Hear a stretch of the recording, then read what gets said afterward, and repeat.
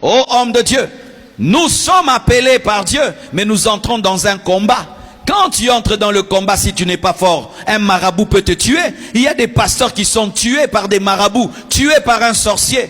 Dans notre pays, un jour, un pasteur est allé faire une croisade. Il fait la croisade et puis un féticheur vient dire, tu es un aventurier. Oh! Et il continue à prêcher. Le féticheur fait seulement ça. Le pasteur tombe, boum!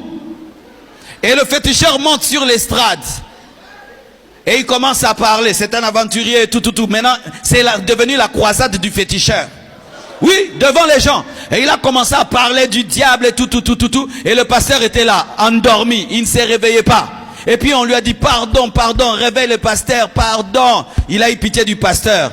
Vous savez ce qu'il a fait? Il a fait boire de l'alcool. Et puis il a donné un coup au dos. Le pasteur s'est réveillé. Quelle honte, quelle honte. Frère, tu dois avoir la puissance. Tu dois avoir la puissance. Jésus a dit à ses disciples, attendez à Jérusalem jusqu'à ce que vous recevrez. Pourquoi? Vous allez entrer dans un combat. Il y aura des lions, il y aura des ours. Servir Dieu, ce n'est pas de la blague, c'est un combat. L'année passée, non, il y a 2 ans, je suis allé à Hambourg au Sénégal. On m'a invité prêcher et j'ai tenu une croisade là-bas. C'est toujours un coin islamique.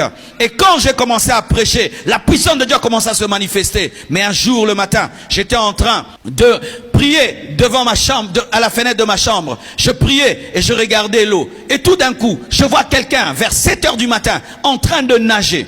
Et puis j'ai dit, waouh, quelqu'un qui nage à 7 heures du matin, je vais un peu voir ça. Et puis, je vois une main qui essaye de sortir. Et puis, c'est comme si la personne avait senti que j'étais là. La personne a plongé. J'ai dit, waouh, quel plongeur. Je vais attendre qu'il puisse sortir de là. Parce que même si tu plonges 30 minutes après ou 20, tu ne peux pas faire l'apnée éternelle. Tu sortiras. Alors, j'attendais voir le plongeur. Mes frères, j'ai attendu 20 minutes. Le plongeur ne sortait pas. 30 minutes, il ne sortait pas. Ah, alors j'ai dit, il y a une noyade. J'ai crié, je suis descendu. J'ai dit, garde, il y a quelqu'un qui s'est noyé. Quelqu'un s'est noyé.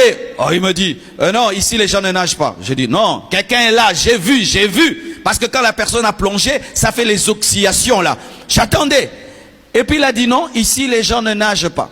C'est réservé pour les bateaux. Les gens nagent de l'autre côté. J'ai dit, non, il y a quelqu'un, moi-même je suis descendu. J'ai commencé à me promener. J'ai dit, peut-être qu'il va ressortir, il est mort et tout ça. Mes frères et sœurs, je commence à me promener autour de l'océan. Et je vois des jeunes garçons.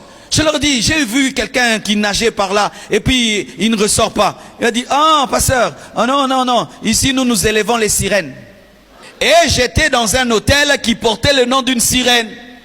Donc la sirène est venue vers moi, mais quand elle a senti la puissance, elle a plongé, elle est partie. Tu vivras des attaques démoniaques, pasteur. Tu vivras des attaques sataniques. Tu vivras des combats spirituels. Et tu dois avoir la puissance supérieure. Sinon, tu vas prêcher un Dieu théorique et les sorciers vont te manger. Si tu ne veux pas que les mouches puissent demeurer sur un beignet, il faut chauffer le beignet. Mais si le beignet est froid, les mouches vont se poser. Le diable s'appelle Belzéboul, le prince des mouches. Les mouches ont peur du feu. Les mouches ont peur du feu. Les mouches ont peur du feu. Tu dois être en feu. Et pour être en feu, tu dois être un homme de prière, un homme de jeûne, un homme connecté au Saint-Esprit.